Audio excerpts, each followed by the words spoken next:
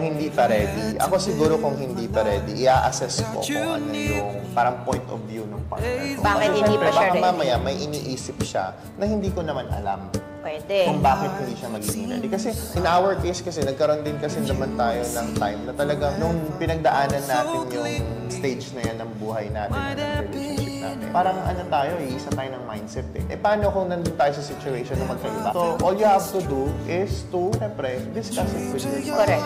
Siyempre, sometimes, ikaw lang yung nandun sa position na yun. What if naintindihan mo kung bakit? Then, mapag-uusapan. Yeah. There are reasons naman eh. You just have to listen to Not your unless partner. parang ang bottom line is ayaw niyang magpakasal sa'yo. Oo, Ayaw walang, niyang magkaalis paano yun? sa'yo. Pag walang sinasagot sa'yo, di ba? Kung ganun, huwag ka na magsayang ng oras. Maghanap ka na ng pakakasalan.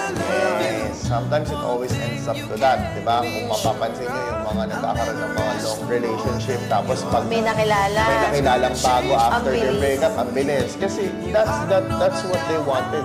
Yeah. Kumbaga, yung iba nga sabi, ba't mo pa patatagalin? Doon din naman kayo Oo. papunta. Sayang, pero sometimes, ano lang talaga yung parte ng buhay. If you were destined to have people to share your life with for a short period of time, hindi natin yan ma-decide. So, ang pinopromote natin is how will you have a Anong long spell? lasting relationship?